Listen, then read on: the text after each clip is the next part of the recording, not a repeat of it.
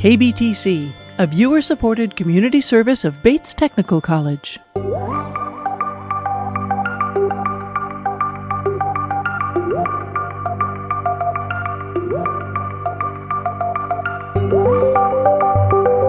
From KBTC Public Television Studios in Tacoma, Washington.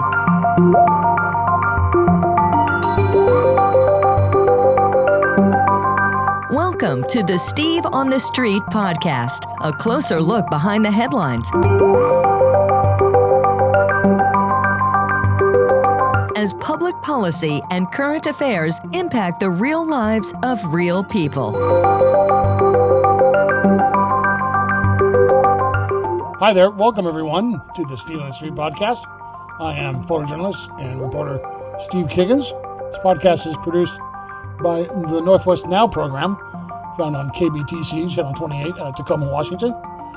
Today's podcast deals with our impending climate crisis. Today we're talking about a pair of reports from the University of Washington and Gonzaga University, released earlier this summer in June, talking about extreme heat and the toll that the extreme heat takes on the public at large.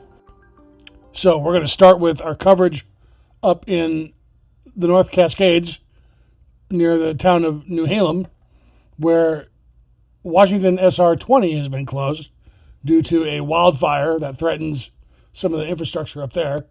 We're going to talk with some folks that work on the front lines of the fire, and then we'll have an extended interview with Peter Irvin, who is a public information officer with Wildland Firefighting. He's got an incredible story to tell and some interesting insight on how firefighters are probably best suited to tackle the challenges of these excess heat warnings. They negotiate challenging terrain and gusts and winds that push this fire up and down these canyons, growing to hundreds of acres in size. That's why there's nearly 350 firefighters fighting the sourdough fire, all while temperatures outside continue rising. This is as far as one can get into the North Cascades. Since the end of July, WashDOT closed the northern route to all traffic so firefighters can work without distraction. Fire seasons didn't used to be this long. When I was in California 40 years ago, we had a summer season. Public Information Officer Pete Irving earned his stripes digging fire lines, hiking the backcountry. He's been fighting wildland fires for decades. He says firefighters' number one defense to danger is their physical fitness. Marching with heavy, tool-laden packs, plus staying hydrated and looking out for each other keeps crews safe, he says. But stronger heat waves may present new challenges to old jobs. Fire seasons are getting longer and more extreme, and it means the firefighters are under more stress, and we're concerned both about physical and mental health. Lots of smart folks are taking lots of good actions to keep all the firefighters safe and fit. This graph reminds us that we cannot focus only on the weeks or months ahead, but on preparation for decades to come, which may continue to resemble this same trend. Gonzaga's Center for Climate, Society, and the Environment shared its findings this summer after the strong 2021 heat dome slammed the Pacific Northwest. Average daytime highs are getting warmer than we should reasonably expect. Additionally, the University of Washington's June report, titled In the Hot Seat, shared striking heat-related death data, pointing to this spike over the 2021 heat dome, where 18 heat-related deaths were a daily average. In the Hot Seat suggests installing green roofs and shade structures to reduce the impacts of urban heat islands. Plus, shuttling vulnerable populations to cooler areas can offer relief to the heat. The report also pointed to already proven strategies, like scheduling rehydration breaks, shifting outdoor worker hours, and increasing shade with temporary structures leads to immediate positive impacts on public health.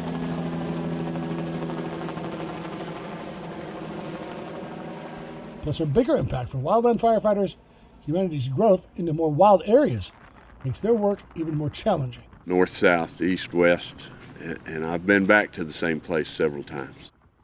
And usually when I go back, there's more houses and there's more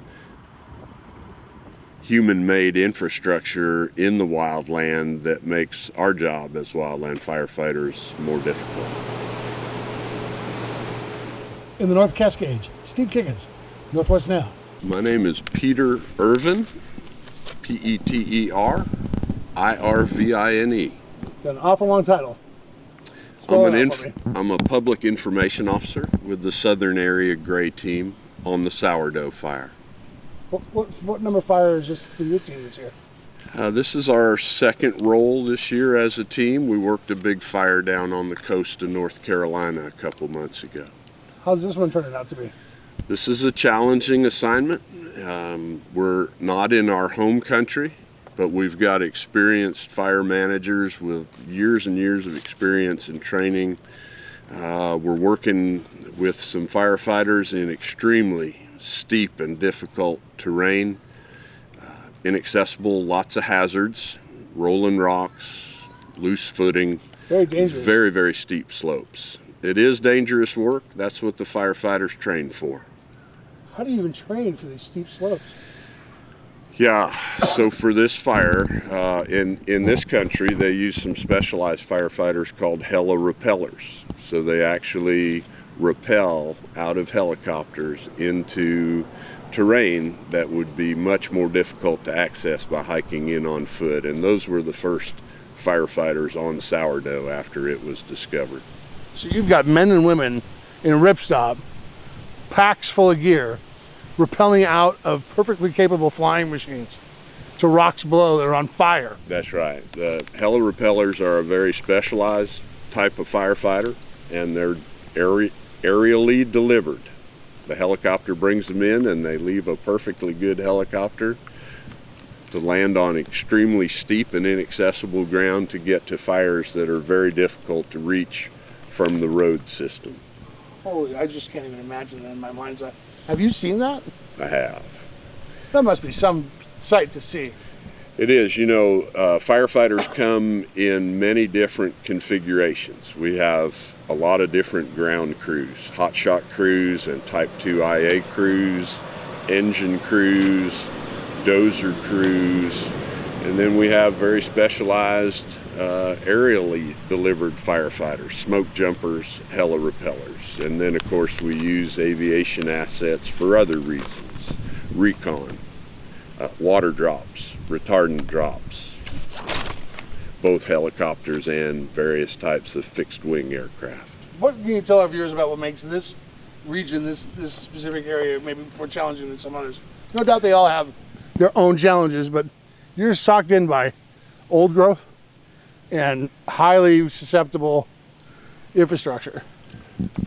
So the Sourdough Fire is burning in North Cascades National Park Service Complex on lands managed by the Park Service as both the Ross Lake National Recreation Area and North Cascades National Park. Congress does not designate national parks in just any old place. They are very, very special places with dramatic landscapes. North Cascades is known for high mountains, glaciers, mountaineering opportunities, backcountry opportunities. It's very steep ground, it's very dissected ground, meaning lots of ridges that go in lots of different directions, steep river corridors and lakes. It's beautiful country, but it's very unforgiving country. So people have to go in prepared and be thinking about safety always. When you hand over a management team, what is the reason for that? And how long does that operation take? Is that typical? So when a new wildland fire starts, the local jurisdiction, the unit with responsibility for that piece of ground, provides the initial attack firefighting effort. In this case, firefighters from North Cascades National Park came to the fire initially. When it proved not to be suppressible with their initial efforts, they knew additional help was needed.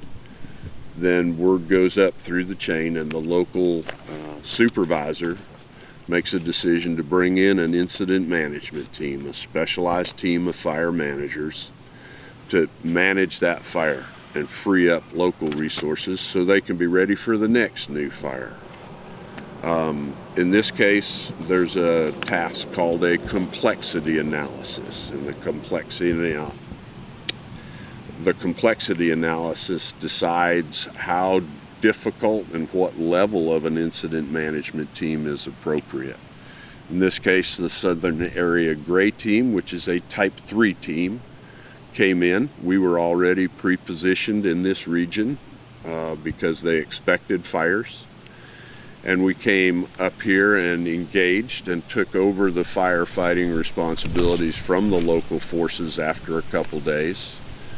The fire stayed relatively small, but we're in a country that has a significant Skagit River gorge with some very powerful local wind forces. And so on Friday afternoon, we had 45-mile-an-hour winds come up through the gorge. And the local folks know that there's a gorge effect to the wind. It doesn't just come from a single direction. When it gets into that country, the wind gets fractured by the topography and amplified, and so the fire grew in 3 different directions on Friday afternoon, to the north, to the east, and then back to the west, which is relatively unusual to happen at the same time. And the fire went from under 100 acres, about 38 acres, up to 530 acres, and then from 530 to about 1,300 in the course of a few hours. Our firefighters were in safe locations. They were primarily involved with structure protection efforts at the communities at the foot of the fire, and our aerial resources, our helicopters, kept delivering water throughout that time. I wanted to ask you just a couple more questions about the structures. And the last piece of sound I heard, I think it was from this morning, talked about that successful defense. I mean, and that's been morning after morning after You morning. bet. There's a bunch of stuff real low to the lakes that you guys are doing whatever it takes to keep safe. Right. So one of the features of this Skagit River Valley is that it's the home of 3 dams that were built many years ago by the city of Seattle as power generation dams. And so Ross Lake and Ross Dam, Diablo Lake and Diablo Dam, and then Gorge Lake and Gorge Dam all have infrastructure associated with them to deliver electricity towards Seattle. And there are city personnel on site living here 24/7 in little communities, along with all the infrastructure.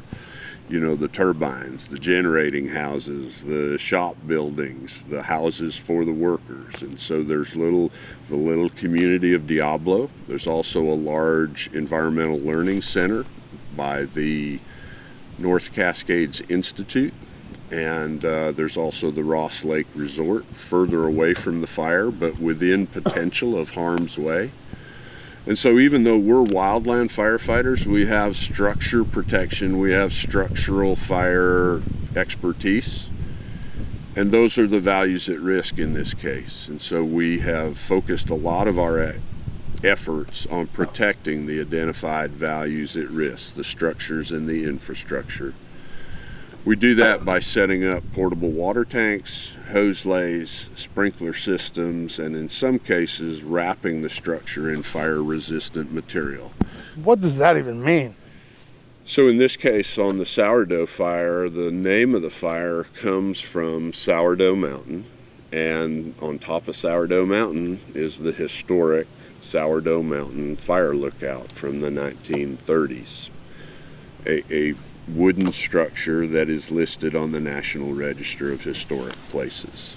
How do you do structure protection in those areas? Well, wrapping a structure means taking a very specialized fire-resistant material that looks like tin foil on steroids and completely wrapping the structure from rooftop to ground level, overlapping tight seams, so that if fire gets near it, if fire passes by it, it will not ignite the structure. I envision something like wrapped in silver as if it looks like it's under a Christmas tree. Exactly. It can look like a shiny present. It can look like something that came out of the oven. I read that this morning. I thought, what in the world is this? I've never heard of this. This is not new, though. It is not new. Structure wrap can be used for things like highway bridges, where there's wooden bridges. They can be wrapped. Wooden houses, historic structures. Wow. It is expensive and time consuming. Sure. So our preference is to build defensible space around those structures by managing vegetation or setting up sprinklers and water handling equipment without having to wrap each structure. How do you stay cool when you're battling flames in your face? Right, so wildland firefighters work very hard in challenging terrain in extreme conditions sometimes. Fires happen when it's hot and dry. And firefighters wear protective gear that's heavy, long sleeve shirts, fire resistant pants, shirts, carrying a fire shelter. Every firefighter on the ground's carrying somewhere between 25 and 50 pounds of gear on a routine basis. Their tools, their water, all of their equipment. And heat is a big factor for firefighters, so ways to be safe when firefighting is, number one, to be fit. There's physical conditioning programs and physical requirements to be a wildland firefighter on the hill. To take frequent breaks, lots of hydration, and we always have line medics, EMTs, safety officers involved, ambulances on standby, that kind of thing. Fire seasons didn't used to be this long. When I was in California 40 years ago, we had a summer season, and lots of the firefighters were college students because the season was over by the time the fall semester started. Fire seasons are getting longer and more extreme, and it means the firefighters are under more stress, and we're concerned both about physical and mental health, and lots of smart folks are taking lots of good actions to keep all the firefighters safe and fit. You've got like medics and folks that are trained to like swoop in at like the time that's needed, but you have to, right? Because these guys are out there, they can't become a liability for the other 20, Right. 30 men and women that they're on top of the mountain with. That's some serious issues. So, from the rookie firefighter on the ground to the incident commander leading the firefighting effort, safety of the firefighters and the public is always the top priority. Looking out for ourselves, each person looking out for themselves and the folks around them. We have folks dedicated as safety officers. They're not out there trying to dig line and hose down structures. They're making sure the folks doing that are doing it safely. It's big. We have rapid extraction units. We have specially configured helicopters to be able to do short hauls and hoists in case somebody gets hurt in a bad place. And we have all that prearranged so that we're ready if something bad happens. A whole portfolio of options and opportunities. Right. Make sure folks walk out of there. Here's an opportunity for you. Open mic in front of a TV camera. Told you about 15 minutes, and I've exceeded that by at least 10. I apologize. No worries.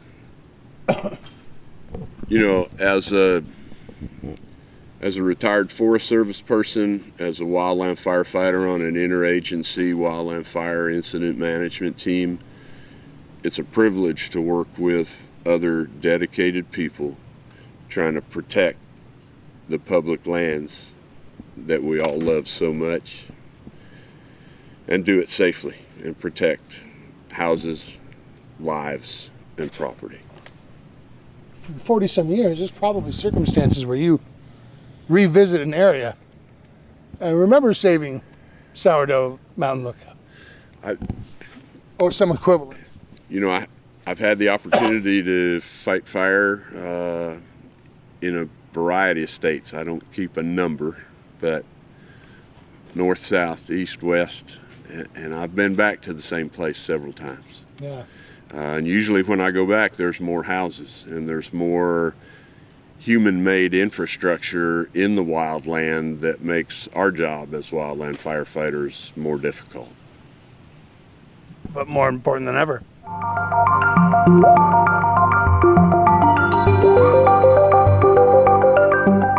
Well, I could listen to Peter for hours. The man knows his game. He knows his job, and he knows what they're there to do. And he shares it with an exacting respect that truly is fascinating to listen to. I was certainly hanging on every word that he shared with us, especially dealing with the conditioning and the physical fitness that's required of those who are out there hopping up and down these hills with 25, 50 pounds on their packs just to try to make sure that these fires are put out before they really put any of us in danger. So, thanks again to Public Information Officer Peter Irvin. Thanks to you for listening to the Steve on the Street podcast, and look forward to you joining in the next one. Thanks again. Take care.